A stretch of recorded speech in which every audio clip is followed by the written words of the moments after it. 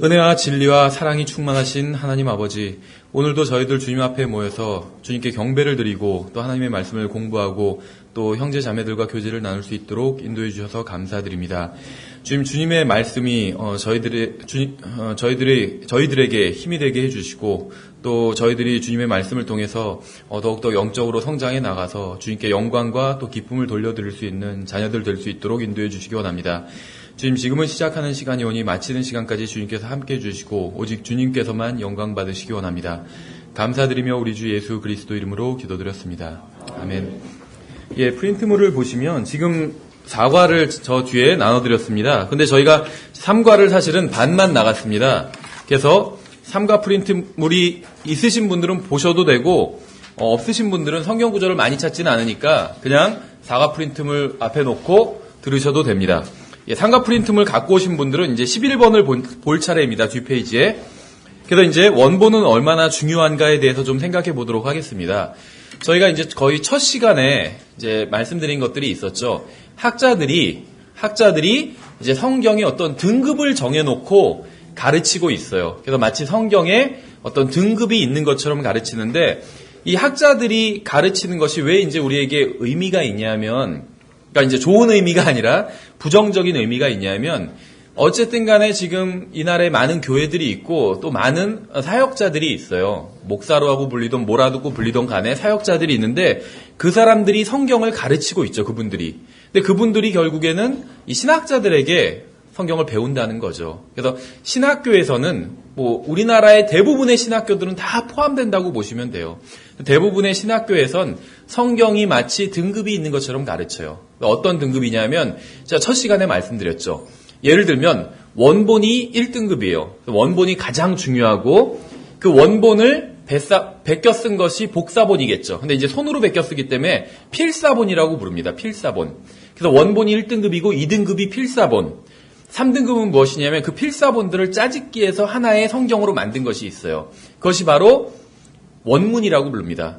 그럼 왜 이제 이런 원문이 필요하냐면 원본은 단 한 번도 한 권의 책으로 엮인 적이 없어요. 예를 들면 신약성경 같은 경우에 그리스어로 기록이 되었는데 27개의 책이 한 권으로 엮였죠. 근데 원본은 단 한 번도 한 권으로 엮인 적이 없어요. 왜 그러냐면 고린도전서의 원본은 고린도 교회에 보냈겠죠. 로마서의 원본은 로마에 보냈어요. 그러니까 한 권으로 원본이 엮일 수가 없었다는 것이죠. 물론 고린도 교회에 있는 성도들도 로마서를 읽어봤을 수 있겠죠. 그러나 그것은 로마서의 원본이 아니라 사본이겠죠. 복사한, 손으로 베껴 쓴. 그래서 원본은 단 한 번도 한 권으로 묶인 적이 없습니다. 근데 이제 필사본들도 한 권으로 묶였는지 아닌지 우리가 정확히 알 수는 없지만 중요한 건 무엇이냐면 지금 남아있는 필사본들은 단 하나도 신약 성경의 완전한 형태, 지금 우리가 갖고 있는 27권을 다 포함하고 있는 이 신약 성경의 완전한 형태의 필사본은 단 하나도 존재하지 않아요. 그러니까 이제 성경을 원어에서 번역하려면 완전한 형태의 그리스어로 된 신약 성경이 필요하겠죠. 그래서 이제 원문을 만든 것입니다. 그런데 이제 학자들은 중요도를 원본을 가장 중요한 것이다. 1등급으로 여기고 그 다음에 2등급이 필사본, 3등급이 원문, 그리고 이제 4등급이 그 원문에서 번역한 역본, 킹제임스 역본, 그리고 이제 5등급이 번역본, 이런 식으로 자기들이 등급을 매긴다는 거예요. 근데 이렇게 등급을 매기는 게 어떤 인간적인 관점에서 보면 그럴듯해 보이지만 하나님의 말씀에는 전혀 근거가 없는 이야기라는 겁니다. 오히려 성경에 의하면 이러한 등급이 무의미해지는 경우들이 있어요. 그래서 오늘은 이제 그러한 것들을 좀 찾아보려고 합니다. 프린트물 없으신 분들 괜찮아요. 지금 3과를 하고 있는데 먼저 예레미야 36장을 살펴보겠습니다. 예레미야 36장.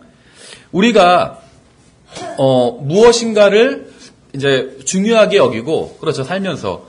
그런데 중요한 건 무엇이냐면 하나님께서 중요하게 여기시는 것을 우리가 중요하게 여겨야 돼요.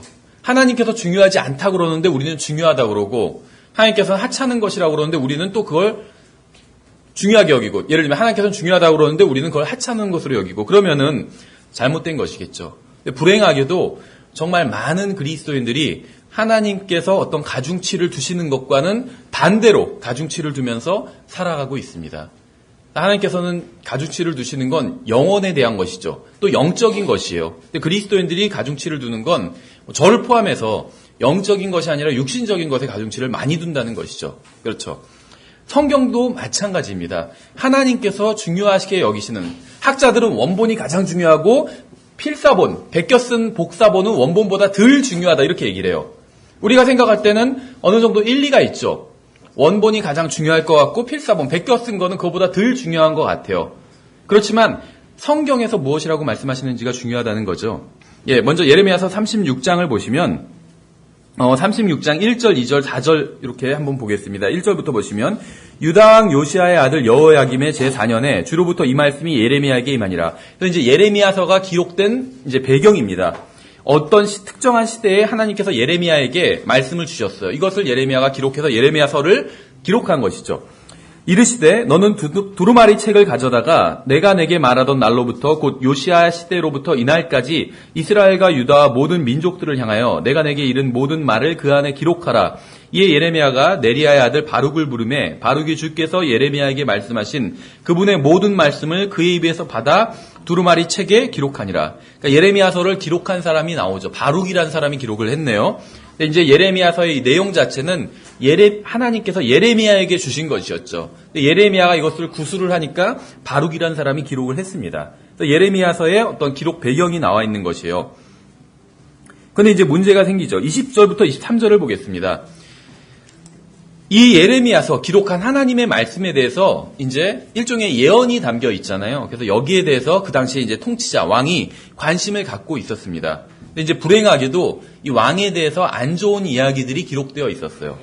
그래서 이제 이 사악한 왕이겠죠. 이 사악한 왕이 하나님의 말씀을 어떻게 다루는지가 나와 있습니다. 20절 보시면 그들이 그 두루마리를 서기관 엘리사마의 방에 두고 뜰로 들어가 왕에게 가서 모든 말을 왕의 귀에 고하니 이에 왕이 여우디를 보내어 그 두루마리를 가져오매 여우디가 서기관 엘리사마의 방에서 그 두루마리를 가져다가 왕과 왕 곁에 서 있던 모든 통치자들의 귀에 그것을 낭독하니라.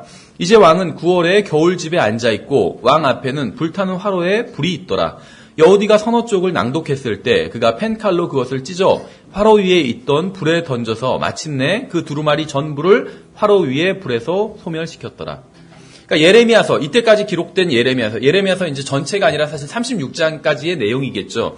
이때까지 기록된 예레미야서의 원본이 결국 칼에 찢겨서 또 불에 태워져서 사라지고 맙니다. 그러니까 최초의 원본이 사라지고 만다는 것이요. 만약에 하나님께서 정말로 중요하게 여기시는 것이 있다면 그것을 보존해 주실까요? 보존해 주지 않으실까요? 보존해 주세요. 생각해 보세요. 여러분 한 사람 한 사람을 위해서 예수 그리스도께서는 피를 흘리고 죽으셨어요. 그렇죠? 예수 그리스도께서는 모든 사람들을 위해서 죽으셨지만 또 우리 각자 개인 한 사람 한 사람을 위해서 피를 흘리고 죽으셨습니다. 그래서 예수 그리스도의 그 대속을 받아들여서 하나님의 자녀가 된 사람들은 하나님 앞에서 귀중한 존재라는 것이에요. 그렇죠? 그래서 영원히 멸망하지 않고 정말 영원한 생명을 풍성히 누릴 수 있도록 하나님께로부터 영원한 생명의 선물을 받은 것이죠.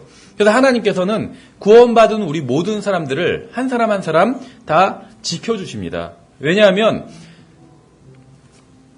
하나님의 성령님께서 우리 안에 거하시기 때문에.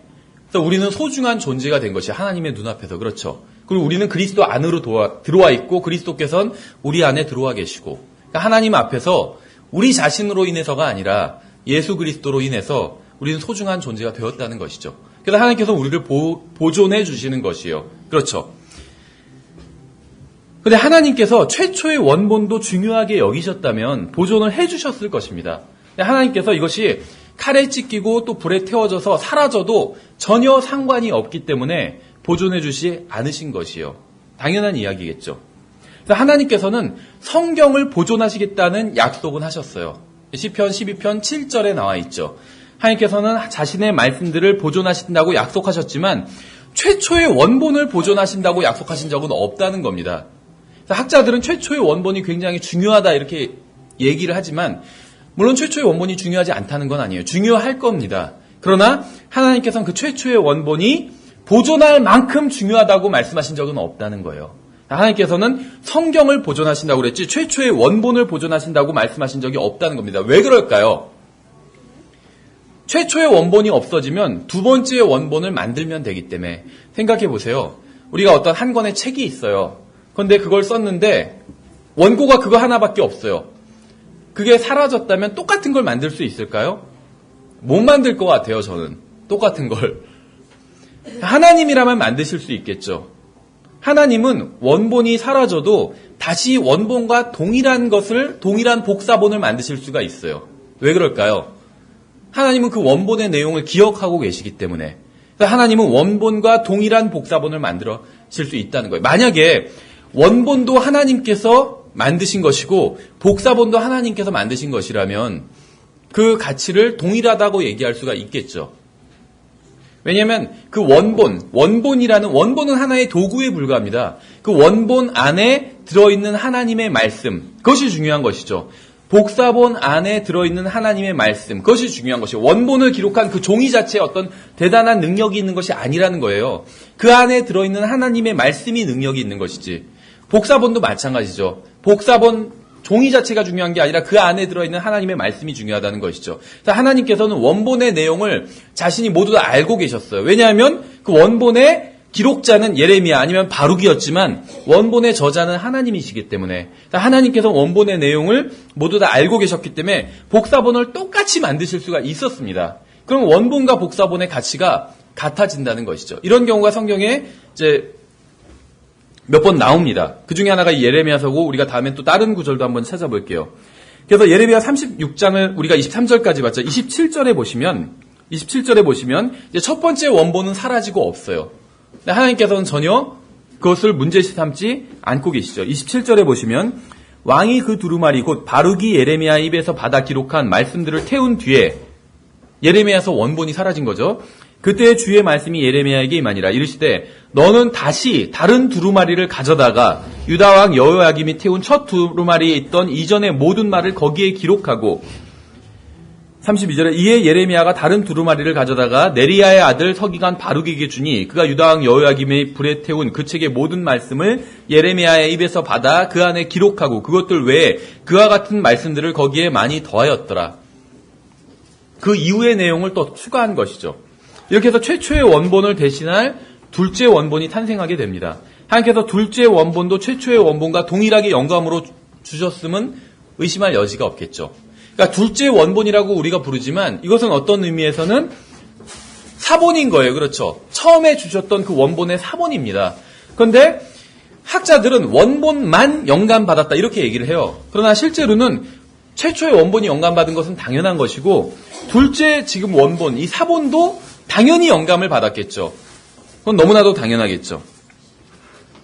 어떤 사람들은 이중 영감이 이단이라고 합니다. 이중 영감. 이중 영감이 무엇이냐면 지난번에도 말씀드렸지만 최초의 원본 외에 다른 것도 영감을 받았다고 주장하는 것을 이제 이중 영감이라고 불러요. 주로 이제 최초의 원본 외에 킹잼 성경도 영감받았다. 이런 주장을 하면 그건 이중 영감이고 그건 이단이다. 이렇게 얘기를 합니다. 그런데 성경에 의하면 최초의 원본만 영감받은 것이 아니라 지금 두 번째 원본, 다시 말하면 복사본도 영감을 받았잖아요.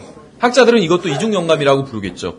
그러나 그것은 학자들 생각이고 성경에 의하면 둘째 원본, 복사본도 영감을 받았다는 것이죠. 하나님께서는 똑같은 본문을 두 번이나 영감으로 주신 것입니다. 그래서 제가 이제 영감에 대해서 말씀을 드릴 때 영감이란 것이 하나님의 말씀을 주시는 방법이라고 말씀을 드렸죠. 영감은 하나님의 말씀을 주시는 방법이에요. 그래서 처음에 원본을 주실 때 하나님께서는 영감이라는 방법으로 처음에 원본, 성경을 주셨습니다. 처음에 성경을 주실 때, 최초의 원본을 주실 때 영감이란 방법으로 주셨어요. 근데 문제는 뭐냐면 최초의 원본이 불에 타서 사라지고 없어지게 되었죠. 그래서 두 번째 원본, 다시 말하면 복사본을 주실 때도 하나님께서 영감을 하는 방법으로 주신 것이에요. 최초의 원본만 영감으로 주시고 두 번째 예레미야서의 이 복사본은 영감으로 안 주셨다. 이건 말이 안 되죠. 왜냐하면 지금 남아있는 모든 예레미야서는 최초의 원본에서 베껴 쓴 건 아무것도 없어요. 그렇죠. 최초의 원본을 기록하자마자 왕 앞에서 읽었고 그것을 왕은 다 불태워버렸기 때문에 최초의 원본에서 베껴 쓴 지금 예레미야서는 존재하지 않는다는 것이죠. 그래서 하나님께서는 두 번째 원본을 주셨어요. 다시 말하면 복사본을 주셨는데 이것도 영감으로 주셨다는 것이죠. 왜냐하면 모든 성경은 하나님의 영감으로 주신 것이기 때문에. 그렇죠. 그래서 학자들은 이제 이중영감에 대해서 공격을 해요. 그건 이단적 교리다. 또 원본 외에 다른 무엇이 영감받았다고 얘기한다면 그건 이중영감이고 이단적인 교리다. 이렇게 얘기하지만 문제는 뭐냐면 성경은 단순히 이중영감으로만 끝나지 않습니다. 무슨 말이냐면 최초의 원본이 불에 타서 없어졌는데 두 번째 원본도 다시 사라지게 된다는 것이에요. 예레미야 51장을 보시면 예레미야 51장에 보시면 예레미야 51장에 60절부터 제가 읽어보면 이와 같이 예레미야가 바빌론에게 닥칠 모든 재앙 곧 바빌론을 향하여 기록된 이 모든 말씀을 책 한 권에 기록하고 예레미야서죠. 스라야에게 말하기를 내가 바빌론에 이르거든 살펴서 이 모든 말씀을 읽고 그때에 이르되 오 주여 주께서 이곳을 끊으시려고 이곳을 대적하여 말씀하시기를 사람이나 짐승이나 아무것도 그 안에 남지 아니하고 그곳이 영원토록 황폐하리라 하셨나이다 하라. 또 너는 이 책 읽기를 마친 뒤에 그 책에 돌을 묶고 예레미야서의 두 번째 원본이죠. 돌을 묶고 유프라테스 한가운데로 그것을 던지며 첫 번째 원본은 불에 타서 없어졌죠. 두 번째 원본은 유프라테스 강 한가운데 던져서 물에 빠져서 없어진 거예요. 그렇죠. 그래서 이렇게 해서 예레미야서의 둘째 원본도 사라지게 됩니다. 첫째 원본은 사악한 왕에 의해서 파괴됐고 둘째 원본은 하나님께서 그래서 다시 둘째 원본을 다시 영감으로 주셨는데 그렇죠. 첫 번째 원본만 영감으로 주셨고 둘째는 영감으로 안 주셨을 리는 없겠죠. 둘째 원본도 다시 영감으로 주셨는데 이 둘째 원본도 또 사라지고 만 것이에요. 그것도 이제는 하나님께서 이걸 유프라테스 강에 던지라고 말씀하셨어요. 그러니까 하나님께서 원본을 어떻게 생각하시는지가 잘 드러나 있죠. 하나님께서는 원본을 우리가 생각하는 것처럼 그렇게 소중하게 생각하지 않아요. 왜냐하면 언제든지 원본과 동일한 원본의 안에 있던 그 동일한 내용을 다시 영감으로 주실 수가 있기 때문에 그렇죠. 어떤 사람은 영감은 한 번만 주신 것이다 이러는데 영감은 성경에 의하면 여러 번 주셨어요. 영감으로. 생각해보세요. 성경은 66권의 책이에요. 66권의 책을 주실 때 다 영감으로 주셨겠죠. 적어도 66번 영감이 일어났다는 거죠. 그러니까 영감이 단 한 번만 일어났다 이렇게 생각하는 것은 오히려 비성경적이고 비상식적인 이야기입니다. 여기서 둘째 원본도 이렇게 해서 사라지게 됐어요. 근데 문제는 무엇이냐면 우리는 둘째 원본도 사라졌지만 예레미야서를 가지고 있다는 거죠. 그럼 결국에는 셋째 원본이 다시 탄생하게 된다는 것입니다. 그렇죠. 그러니까 사실 제가 셋째 원본 이렇게 얘기했지만 그건 원본이 아니에요. 첫째 원본이 진짜 원본이고 그렇죠. 첫째 아들이 진짜 첫째 아들이지 첫째 아들, 두 번째 첫째 아들 그건 그냥 둘째 아들이죠. 말만 그렇게 부른 거지. 마찬가지예요. 첫째 원본이 진짜 원본이죠. 둘째 원본은 사실 원본이 아니에요. 복사본이지. 첫째 원본과 동일한 것을 만든 복사본이란 것이죠. 그러나 하나님께서는 그 복사본도 원본과 동일한 하나님의 말씀으로 인정해주고 계시다는 것입니다. 비슷한 예가 나와요. 성경에. 우리가 예레미야서만 찾아봤지만 10계명을 한번 생각해 볼게요. 하나님께서 직접 성경을 기록하신 지금 제가 계속 말씀드릴 때 성경의 기록자는 대부분 인간이라고 말씀을 드렸죠. 예를 들면 창세기의 경우 창세기의 기록자는 사람입니다. 근데 저자는 하나님이에요. 그렇죠. 저자가 모세다 이렇게 얘기한 건 잘못된 말이에요. 저자는 하나님입니다. 기록자만 인간일 뿐이에요. 그렇죠. 그런데 하나님께서 직접 기록하시는 경우도 있어요. 성경에 종종 나오죠. 뭐 더 있을지 모르지만 3번의 경우가 있어요. 첫 번 순서대로가 아닐지라도 예를 들면 다니엘서에 나온 벽에 손이 나와서 손가락이 나와서 글씨를 썼죠. 그것도 하나님께서 직접 기록하신 것으로 칠 수가 있겠죠. 뭐 요한복음 8장에서 예수님께서 뭐 땅에 글씨를 쓰신 것, 뭘 쓰셨는지 모르지만 어떤 사람은 아마도 가늠하지 말지니라 이런 말씀을 쓰셨을 것이다 이렇게 생각을 하는데 어쨌든지 간에 하나님께서 직접 쓰셨다고 할 수가 있죠. 근데 그것들보다도 훨씬 더 이제 직접적으로 기록하신 것이 바로 10계명의 두 돌판입니다. 하나님께서는 2개의 돌판에 10계명을 직접 기록해서 주셨어요. 그렇죠. 10계명의 원본을 본 사람은 아무도 없습니다. 모세는 하나님을 만나러 시내산으로 올라갔어요. 하나님께서는 10계명을 직접 기록하셔서 모세에게 주셨습니다. 모세는 10계명의 원본을 가지고 있었어요. 그런데 모세가 산에서 내려오면서 백성이 타락한 것을 보고 그 원본, 10계명의 원본을 깨트려 버리게 되죠. 출애굽기 32장에 나와요. 19절에 모세가 진영에 가까이 이르러서는 곧바로 송아지가 춤추는 것을 보고 맹렬히 분노하여 자기 손에서 그 판들을 던져 산 밑에서 깨뜨리니라. 성경의 원본을 훼손한 거예요, 모세가. 하나님께서 여기에 대해서 책망하지 않으세요. 그렇죠. 반석을 2번 친 거는 책망하시지만 여기에 대해서 책망하지 않으신다는 것이죠. 어쨌든지 간에 하나님께서는 자신의 말씀을 2개의 돌판에 기록해서 모세에게 주셨습니다. 첫 번째 십계명의 이 돌판은 하나님께서 직접 기록해서 주신 것이에요. 근데 모세는 그 원본을 깨트려 버렸죠. 그래서 원본이 사라져 버린 것이죠. 34장 1절에 주께서 모세에게 이르시되 너는 처음 것과 같은 돌판 2개를 깎으라. 내가 깨트린 처음 판들에 있던 말들을 내가 이 판들 위에 쓰리니. 하나님께서 다시 원본을 또 만들어주신 것이죠. 근데 이건 원본이 아니라 처음에 있던 것을 똑같이 쓰시는 것이에요. 사본이죠. 하나님께서 직접 사본을 만들어주시는 것이죠. 그렇죠. 비록 원본은 사라졌지만 하나님께서는 자신이 하신 말씀을 그대로 기록하고 계셨어요. 당연하겠죠. 우리도 십계명 외우는 사람이 있잖아요. 하나님께서 당연히 알고 계시겠죠. 그 내용을. 그래서 원본에 쓰셨던 것과 동일한 그 하나님의 말씀을 다시 사본을 만들어서 하나님께서 또다시 재생을 해주신 것입니다. 이것이 이제 십계명의 2번째 돌판이죠.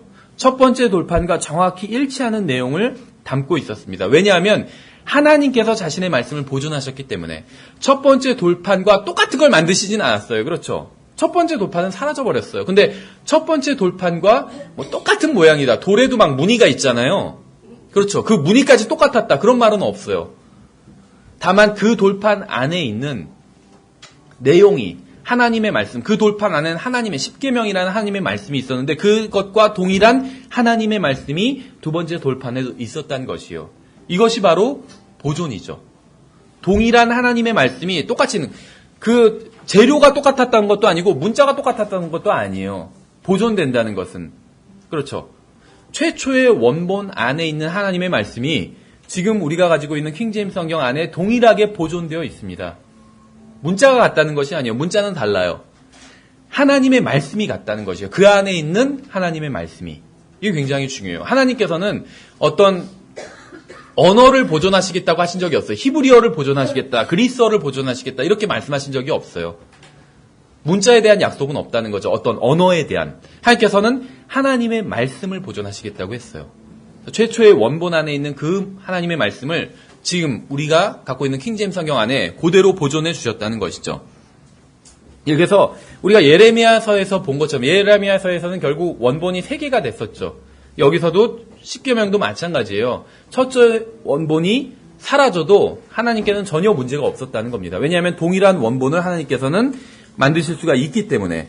자, 하나님께서는 성경을 보존하시겠다고 약속을 하셨습니다. 따라서 이 세상에는 영감으로 주신 하나님의 말씀이 보존된 말씀이 있어야만 합니다. 아니면 하나님은 거짓말쟁이가 되기 때문에. 그런데 성경에선 하나님은 절대 거짓말을 하실 수 없다고 말씀하고 있잖아요. 그래서 하나님이 하신 말씀이 사실이라면 이 세상엔 보존된 하나님의 말씀이 있어야 된다는 것이죠. 처음에 하나님께서 완벽하게 주셨던 그 말씀이 단 한 자의 오차도 없이 완벽하게 보존된 그 하나님의 말씀이 있어야 된다는 것입니다. 우리는 그 완벽하게 보존된 성경을 저는 킹제임스 성경이라고 불러요. 킹제임스 성경에는 최초의 원본이 그대로 보존되어 있습니다. 따라서 우리는 원본이 필요하지 않아요. 왜냐하면 원본을 본다 할지라도 볼 수 있다 할지라도 킹제임스 성경과 같은 동일한 하나님의 말씀이 문자는 다르지만 동일한 하나님의 말씀이 그대로 있을 것이기 때문에 필요하지 않다는 것이죠. 그래서 정리를 하면 이제 우리가 보존에 대해서까지 살펴봤습니다. 영감이란 것은 저자가 하나님이란 뜻이고 완벽하다는 뜻이라고 말씀을 드렸죠. 영감이란 말을 단순하게 정리를 하면 저자가 하나님이고 그러기 때문에 완벽하다라는 의미라고 말씀을 드렸죠. 그럼 보존의 의미는 뭐냐면 영감을 보존했다는 것이에요. 그 완벽한 말씀, 그걸 보존했다는 것입니다. 그렇죠.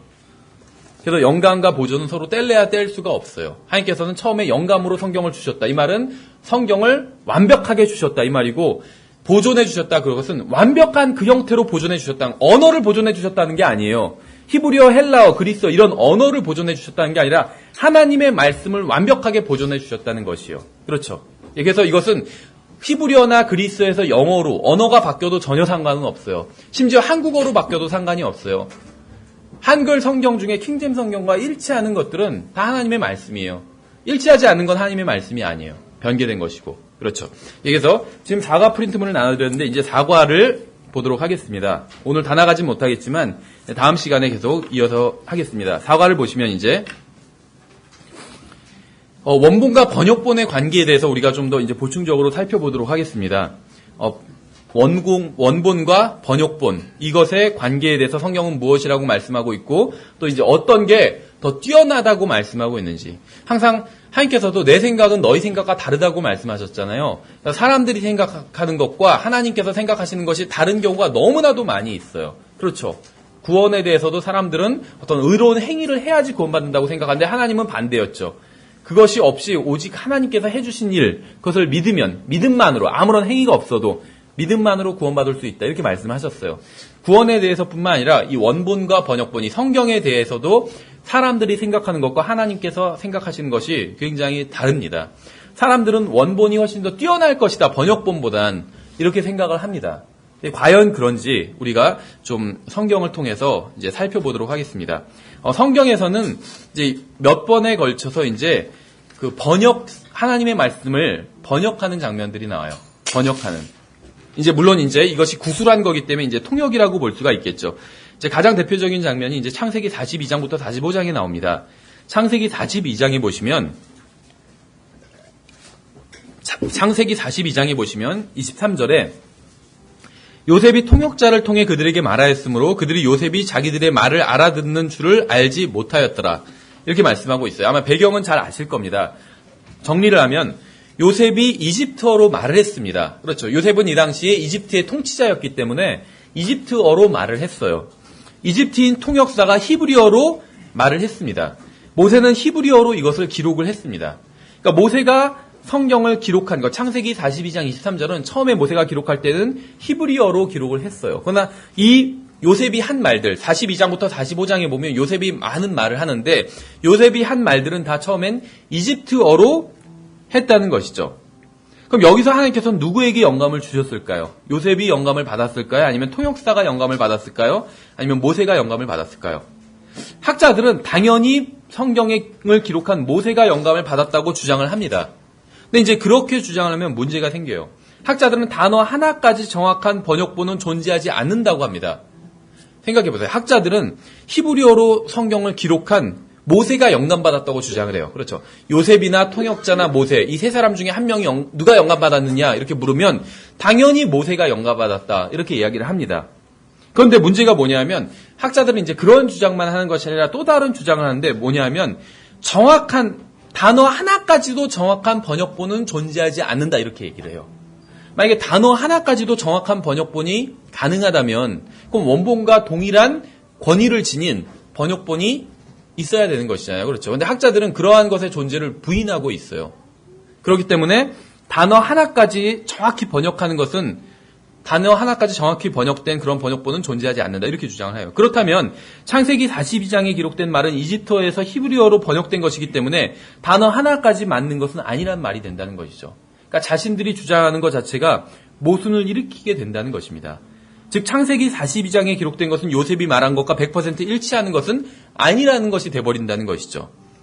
근데 다른 한편으로 이렇게 생각할 수도 있습니다. 창세기 42장은 히브리어로 기록되었어요. 만일 이 기록을 담고 있는 히브리어 원본이 영감받은 것이라고 믿는다면 번역도 영감받을 수 있다는 게 된다는 것이죠. 그렇죠. 그래서 창세기 42장의 대화는 이집트어로 이루어졌지만 히브리어로 번역해서 기록했기 때문에 그렇다는 것이에요. 이제 이러한 비슷한 예들이 성경에 여러 번 나옵니다. 사도행전 22장에 보시면 여기서도 나와요. 사도행전 22장에 보시면 사도행전은 신약 성경이고 기본적으로 그리스어로 기록이 되었죠. 근데 사도 바울이 이제 유대인들한테 이야기를 할 때는 히브리어로 말을 합니다. 사도행전 22장에서도 이제 이런 부분이 나와요. 1절부터 21절 사이에 나오는데 21장 먼저 40절을 보시면 사도 바울이 이렇게 얘기를 합니다. 이렇게 기록되어 있어요. 21장 40절에 총대장이 그에게 허락하거든 바울에게 바울이 계단 위에 서서 백성에게 손짓하여 아주 조용하게 하고 그들에게 히브리 말로 말하여 이르니라. 그래서 이제 이후에 나오는 22장의 내용이 히브리어로 말해진 것이라는 것이죠. 그래서 사도행전 22장 1절부터 21절 이 기록은 히브리어로 말해진 것입니다. 근데 누가는 이것을 그리스어로 기록을 했어요. 그렇죠. 그래서 이 부분을 히브리어로 기록한 필사본은 존재하지 않아요. 그러니까는 히브리어로 말한 것을 그리스어로 기록했다는 것이죠. 그러니까 앞에 창세기 42장과 비슷한 경우였죠. 근데 여기서 영감받은 것이 누굴까요? 히브리어로 말한 바울이 영감받았을까요? 아니면 그리스어로 기록한 누가가 영감받았을까요? 아니면 둘 다 영감받았을까요? 물론 이제 학자들은 항상 원본을 기록한 기록자가 영감받았다고 주장을 해요. 그러니까 누가가 영감받았다고 이야기하겠죠, 여기서는. 그렇다면 번역도 영감받을 수 있는 거예요. 학자들의 주장에 의하면. 그렇죠. 왜냐하면 누가가 기록한 그리스도 본문은 히브리어로 한 말을 번역한 것이기 때문에 그렇다는 것이죠. 세 번째, 사도행전에 또 있어요. 사도행전 9장에 있죠. 사도행전 9장에도 비슷한 경우가 있어요. 또 26장도 마찬가지인데 9장을 먼저 보시면 사도행전 9장은 예수님께서 부활하신 이후에 바울에게 나타나셔서 히브리어로 말씀하신 장면입니다. 근데 이제 이 사도행전 9장에서 있었던 일을 사도 바울이 26장에 보시면 간증을 하면서 이야기를 하죠. 26장 14절에서 우리가 다 땅에 쓰러졌을 때 내게 말씀하시는 한 음성이 있어 내가 들음에 히브리 말로 이르시되, 그러니까 예수님이 사도 바울에게 나타나셨을 때 히브리 말로 말씀하셨어요. 히브리어로. 히브리 말로 이르시되 사울아 사울아 어찌하여 내가 나를 핍박하느냐 가시체를 걷어 차기가 내게 고생이라 하시기에. 예수님은 히브리 말로 하셨는데 기록은 그리스어로 됐다는 것이죠. 누가는 이것을 그리스어로 기록했습니다. 여기서 누가 영감받았을까요? 히브리어로 말씀하신 예수님이 영감받았을까요? 아니면 그리스어로 기록한 누가가 영감받았을까요? 여기 와서 좀 이상해지죠. 우리가 앞에서는 계속 기록자가 영감받았다. 그래서 모세가 영감받았다. 누가가 영감받았다. 이렇게 얘기를 했어요. 그것이 자연스러워 보입니다. 기록자가 영감받았다는 것이. 학자들은 항상 기록자에 집착을 해요. 왜냐하면 최초의 원본에 국한시키기 위해서. 근데 생각해 보세요. 기록자가 당연히 영감받았겠죠. 누가가 영감받았어요. 그런데 여기서 보면 앞에서는 사람이 한 말을 기록자가 기록했어요. 바울이 한 말을 기록자가 기록했어요. 그러니까는 기록자만 영감받았다. 이렇게 얘기하기가 쉽습니다. 여기서 이제 문제가 생기죠. 여기선 사람이 한 말이 아니라 예수님이 하신 말씀이에요. 예수님이 하신 말씀을 누가가 기록했어요. 그럼 누가가 영감받았다 이렇게 주장하는데 그럼 예수님은 영감받지 않았나요? 이상해지죠. 예수님이 하나님이에요. 하나님께서 말씀하시는데 하나님께서 하신 말씀이 영감받지 않았다. 말이 안 되는 말이 돼버린다는 것이죠. 그럼 결국 예수님도 영감받았어요. 그렇죠. 그럼 예수님이 하신 말씀, 히브리어로 하신 말씀, 예수님이 하신 말씀은 당연히 영감받은 말씀이에요. 그렇죠. 예수님이 히브리어로 하신 말씀이 영감받았어요. 그런데 이것을 그리스어로 번역했는데 학자들은 기록한 게 영감받았다 주장하니까 그건 당연한 얘기입니다. 잘못된 얘기는 아니에요. 근데 기록된 것만 영감받았다. 이렇게 주장, 기록자만 영감받았다. 이것이 문제인 것이죠. 왜냐하면 최초의 원본만 영감받았다. 이렇게 연결하기 때문에. 근데 결국은 말씀하신 분도 영감을 받으신 분이에요. 예수님도 그렇죠. 그리고 기록한 사람도 영감을 받았어요. 말씀하신 분은 히브리어로 말씀하셨고 기록한 사람은 그리스어로 기록을 했어요. 그럼 번역도 영감받을 수 있다는 거죠. 생각해서 누가복음 원본은 영감받았겠죠. 그런데 그것을 처음에 말씀하신 분은 히브리어로 말씀하셨어요. 예수님께서 지금 여기서. 그러니까 사도행전. 그러면 예수님이 하신 히브리어도 영감받은 것이고 당연하죠. 이건 하나님이기 때문에 예수님은. 근데 그걸 기록한 누가도 그리스어로 기록한 누가도 영감받았어요. 그렇다면 히브리어도 영감받은 것이고 그리스어도 영감받은 것이죠. 번역이 영감받을 수 있다는 거예요. 성경에 의하면 그렇죠. 오히려 번역이 영감받을 수 없다 그러면 예수님이 영감받으신 게 아닌 게 돼버려요. 이건 신성 모독적인 말이 돼버린 거죠. 예수님은 영감받지 않았어. 이렇게 얘기한다면 신성 모독적이 돼버린다는 것이. 예수님 하신 말씀은 다 하나님 말씀이에요. 사도 바울이 기록한 모든 것이 다 하나님의 말씀은 아니에요. 그렇죠. 예수님이 하신 모든 말씀은 다 하나님의 말씀이에요. 왜냐하면 예수님은 하나님이기 때문에. 기록되지 않은 것도 성경에 있겠지만 어쨌든지 간에. 그래서 학자들의 주장대로라면 인간의 몸을 입고 오신 하나님이신 예수님께서 말씀하실 때 영감 없이 말씀하신 게 된다는 겁니다. 아들 하나님께서 하신 말씀이 영감받지 않은 말씀이 되어버린다는 것이요. 그럼 학자들의 주장 자체가 말이 안 된다는 것을 알 수가 있겠죠. 그러므로 우리는 원본을 그리스어로 기록한 누가도 영감받았고 먼저 그 말씀을 히브리어로 하신 예수님도 영감받았다는 사실을 인정해야 된다는 것이죠. 번역은 영감받을 수 있는 거예요, 결국은. 그렇죠. 그래서 번역본과 원본을 비교해보면 원본과 번역본의 관계에 대해서는 이제 다음 세 가지 견해가 있어요. 첫 번째는 원본이 더 우월하다, 번역본보다. 두 번째는 번역본과 원본의 권위는 동일하다, 이렇게 볼 수도 있고, 세 번째는 번역본이 원본보다 더 우월하다. 이런 견해도 있을 수 있겠죠. 그런데 이 문제에 대해서 이제 성경이 무엇이라고 말씀하시는지 우리가 좀 찾아봐야 된다는 것입니다. 우리가 이제 구절은 다음 시간에 찾아볼게요. 간략하게 대략적인 것만 말씀드리면 성경에서 이제 번역이라는 말 자체가 등장을 합니다. 근데 물론 이제 우리 성경에선 나오진 않아요. 근데 한번 구절을 찾아보지는 않지만 임마누엘이라는 말에 임마누엘의 의미가 무엇일까요? 임마누엘. 우리와 함께 하시는 하나님이죠. 근데 이 말을 우리와 함께 하시는 하나님이란 말은 임마누엘이란 말을 번역한 것일까요? 아닐까요? 생각해 보세요. 임마누엘. 이건 히브리어예요. 그렇죠? 우리와 함께 하시는 하나님. 이거는 한국말입니다. 영어로는 God with us. 그렇죠? 그런데 이 말은 번역한 것일까요? 아닐까요? 어려운 말 아니에요. 임마누엘이란 말을 한국말로는 우리와 함께 하시는 하나님인데 이건 번역한 걸까요? 아닐까요? 아니에요? 번역한 것 같죠? 근데 성경에서 뭐라고 보면 임마누엘 이것을 해석하면 우리와 함께 하시는 하나님이라 이렇게 얘기하고 있어요. 번역이라고 얘기를 안 하고 해석이라고. 어쨌든지 간에 번역이란 말이 한국말로는 안 나와요. 제가 그 말씀을 드린 거예요. 근데 영어로는 나와요. translate라는 말이 나와요. 옮기다는 말로 표현하고 있어요. 근데 번역이란 말 자체가 옮기다라는 의미를 가지고 있어요. 그렇죠? 한국말을 영어로 옮기는 것. 그걸 다른 말로는 번역이라고 하잖아요. 그렇죠? 그래서 다음 시간에 이어서 옮기는 것에 대해서 하나님께서 무엇이라고 말씀하시는지 살펴보고 그 다음에 이제 킹제임스 성경 번역본이죠. 원본, 킹제임스 성경의 원문은 표준 TR이에요. 그렇죠? 수용 원문. 근데 수용 원문보다 킹제임스 성경이 월등히 뛰어나다는 증거가 굉장히 많이 있어요. 근데 그 중에서 이제 가장 대표적인 것을 한번 찾아볼게요. 예, 그래서 다음 시간에 이어서 살펴보도록 하겠습니다.